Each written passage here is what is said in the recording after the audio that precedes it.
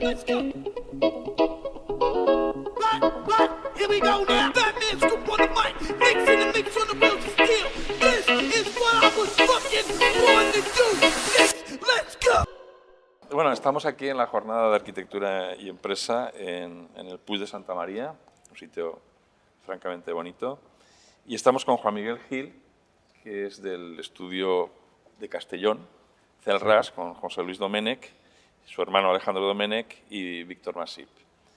Es un despacho emergente, que seguimos nosotros, además en el que trabaja un arquitecto que ha estado con nosotros también, muy brillante. Y bueno, lo que hemos visto de vuestra obra es que en fin, tenéis ya un cúmulo de proyectos de vivienda unifamiliar, sobre todo de un gran nivel. Estáis trabajando aquí en la comunidad, pero estáis trabajando también muchísimo en Baleares. Exacto. Quizá también con cliente extranjero, también, ¿no? Sí, De alto nivel, con lo cual son proyectos de una escala dentro de vivienda unifamiliar muy potente, ¿no? Y además muy adaptada también, ¿no? al terreno, ¿no? A la piedra, en fin.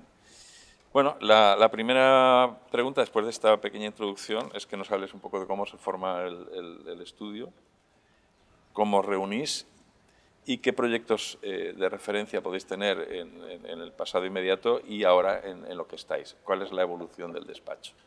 Sí, mira, nosotros pues nacimos después de la época de la crisis. Antes de 2007-2008 cada uno trabajaba por libre y fue a partir de ahí, en 2008 ya colaboramos en algunos proyectos juntos de forma independiente, como había dicho, y a raíz de eso vimos que la manera que se había producido la crisis y la manera de trabajar no era quizás no era la más adecuada. Sobre todo esa manera de trabajar de profesional independiente, con despacho propio, y vimos que la manera colaborativa y de aunar fuerzas y con objetivos comunes tenía que ser la nueva manera de adaptarnos a los tiempos y quitarnos un poco la figura de nombre propio. Y de ahí nació también un poco bueno, así nació el nombre de CELRAS Arquitectura. CELRAS tiene relación con la zona en la que vivimos, en la que trabajamos, caracteriza el clima mediterráneo, ¿no? El CELRAS, Sí. el cielo raso, y que de alguna manera también va vinculado ahí la manera en que se diseña y se construye. O sea, ¿Sois todos de la UPV, de la Universidad Politécnica de aquí, de Valencia? Sí, excepto Alejandro, que estudió en Castellón y en Francia como ingeniero industrial, que además es doctor. Todos estudiamos en la Universidad Politécnica de Valencia y Víctor es arquitecto por el CEU. Ya. ¿Vale? ¿Y cómo fue el lanzamiento hacia las islas? Porque eso siempre es un salto complicado. Pues es complicado y al final también viene un poco empujado por este momento. Entre nosotros fundamos la sociedad en 2009, de 2009 a 2012, incluso 13, no hicimos ninguna vivienda nueva, fue una época terrible, nos pilló a todos bastante jóvenes además, y tuvimos que buscarnos otros sitios. Hay gente que se fue al extranjero, hay gente que dejó la profesión, hay gente que tomó otro rumbo. Y nosotros, a raíz también de unos compañeros de trabajo o partners, ¿no? Que ya estamos trabajando por la zona, hubo una oportunidad de trabajar en Baleares y poco a poco, puliendo la manera de trabajar, sobre todo la logística que hay que llevar allí y entender un poco ese tipo de cliente que no estamos acostumbrados a tratar. Ha habido una evolución importante, muy poco espacio de tiempo, porque claro, como bien decías, para llegar a estos proyectos la exigencia es absoluta, elevadísima. Eso también nos ha ido a hacer puliendo el despacho, claro, puliendo el despacho, los procesos, la manera de entender otra mentalidad de gente que viene de otras zonas a instalarse en Baleares, que es el sur de Europa, pero ellos tienen otras maneras de concebir una vivienda y la manera de vivirlas, y sobre todo la exigencia de ellos mismos, que nos ha hecho elevar un poco el estándar, ¿no? Y dentro de esa, digamos, esa vinculación con el cliente extranjero y demás, ¿se te ocurre alguna anécdota que puedas contarnos? ¿Alguna del Pues no, despacho? ¿Algún...? no, a ver, con los clientes extranjeros, la mayoría, el cliente final no logramos saber muchas veces quién es. Hay intermediarios que manejan un poco Ya, el proyecto y al final, por privacidad, son gente que raras veces dan... es más la relación con el promotor. Exacto. Anécdotas, pues bueno, en el sector se pueden dar muchas en el día a día, ¿no? Pero bueno, así relacionadas con un extranjero, pues no, porque No, tampoco no, se o da... en general, o del En despacho, general, pues alguna... mira, no sé si es una anécdota o al menos para mí es una historia bonita que siempre la cuento. Pues cuando empecé en una dirección de obra hace ya muchos años, llegué a la obra al mismo tiempo que llegaba un camión con, con una carga de bovedillas y a pie de obra pues estaba un chico que era el peón y el chofer pues le pidió al peón que firmase, ¿no? Que firmase el albarán de la entrega, y yo me pilló en ese momento que entraba a la obra y oí que este chico pues decía que él no firmaba, que no sabía escribir, no sabía. Y se dirigió a mí diciendo, a ver si el arquitecto me puede firmar el albarán. Y claro, era una situación, ¿no?, para salvar el momento. Y nada, contabilicé un poco pues, la carga, que eran palés de bovedillas, vi que más o menos eran las unidades que decía ahí. Y me llevé yo al chico para adentro y le dije, pero ¿cómo? ¿Esto es verdad? ¿O es que no has querido?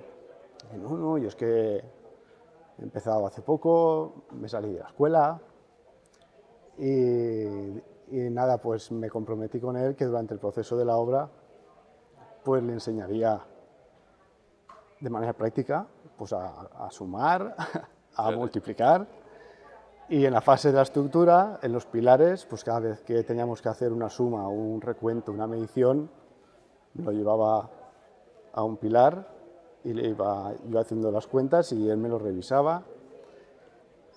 Y acabó la obra y aprendió Caray, algo. qué bonito. Y después me lo encontré a los años Sí. como encargado de un supermercado Ostras, y me lo agradeció. Caray. Le dije, mira, caray, caray, esto fue una cosa que me ha llevado ahora a ser encargado. caray, qué bonito. Muy bien. Bueno, te voy a hacer ahora un test de preguntas rápidas. El maestro clásico y la obra que te haya marcado de la historia de la arquitectura o del Renacimiento. Sí, a ver, sí, por supuesto el Panteón es para mí, no es arquitecto, para mí es la Sí, obra. sí. O sea, el que entre allí y no sienta algo Sí, por sí, dentro es que no, Sí, sí. es que está Estoy- muerto. Estoy de acuerdo contigo. Estoy de Cualquiera acuerdo que haya entrado ahí ha sentido cosas que no lo puede sentir en otro espacio. Y después, como clásico moderno, digamos, un arquitecto que descubrí después de los estudios y que no, durante la formación no se le dio, o en mi caso no se me ofreció estudiar, fue Louis Kahn, Ah, que lo descubrí después de repente en bibliografía, en vídeos, y de alguna manera he seguido un poco su obra y sobre todo por el Institut Salk, sí, sí, sí. ¿no?, que me parece una obra obra fantástica. magnífica. ¿Cómo crees que la sociedad nos valora, del 1 al 10, a los arquitectos? Pues bien, pienso que aún tenemos que hacer un poco de pedagogía también en la sociedad, de explicar qué hacemos en todas las capas. No todo el mundo puede hacer grandes edificios emblemáticos ni viviendas de cierto estilo. Creo que hay un poco de desconocimiento en todas las ramas que podemos actuar los arquitectos. Y en algunos casos pues aún tenemos el punto, ¿no?, de elitista, porque viene un poco a rebufo de esta proyección, ¿no?, de obras magníficas, emblemáticas, que todo el mundo reconoce. ¿Qué querías ser de pequeño? ¿Ya querías ser arquitecto o tenías...? Mira, yo soy el primero de mi familia que he sido universitario, y de pequeño pues siempre mi madre, mis padres guardan cajas llenas de blocs de dibujo, que era lo que me entretenía. Incluso a las exposiciones que iba, me llevaba los folletos, las exposiciones, y para intentar copiar los folletos de los artistas, ¿no?, intentar hacer estas cosas. Y además tengo formación de músico, y al llegar a elegir un poco esto en secundaria o en bachiller, quería ser o pintor o músico, ¿no? Y bueno, mis padres, que eran muy pragmáticos, me dijeron una expresión muy aquí de decir, fi, estudia alguna cosa de profit, ¿no? Y bueno, ahí vi la oportunidad que quizá en la arquitectura tenía un poco mi camino. Tiene de pintor y de músico también. O sea, ¿un deporte que te guste o que practiques? Sí, he practicado muchos, desde de joven balonmano, ciclismo, karate, incluso rugby en la universidad. Y ahora, bueno, por tiempo y forma de adaptarme un poco al deporte, pues hago natación, senderismo y pilates, que es lo que me mantiene un poco en forma. ¿Un plato que te gusta? Un plato, mira, me gusta mucho el que también es muy de aquí, que es la fideuá en todas sus formas. Sí, incluso ¿Eres cocinillas o te gusta? De supervivencia. De supervivencia. No, sí. De huevo frito. Sí, para prepararme ¿Qué género de cine te gustaría dirigir? ¿O qué tipo de películas te gustan? ¿Histórica, aventuras? Histórica. Histórica, o sea, ¿verdad?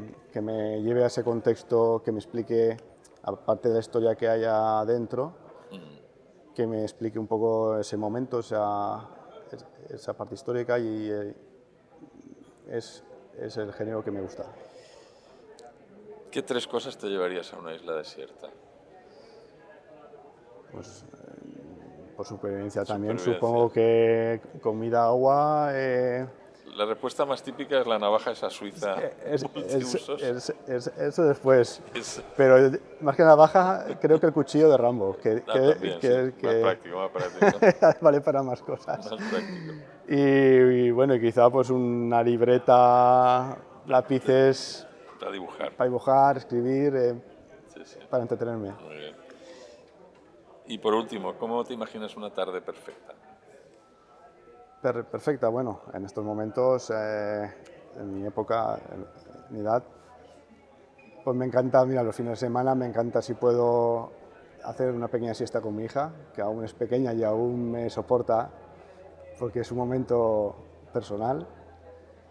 Después, si puedo, pues ir a merendar también con mi hija, mi mujer, y después, si me dejan, pues irme con mis amigos a acabar la noche. Bueno, eso ya no es una tarde, es una semana.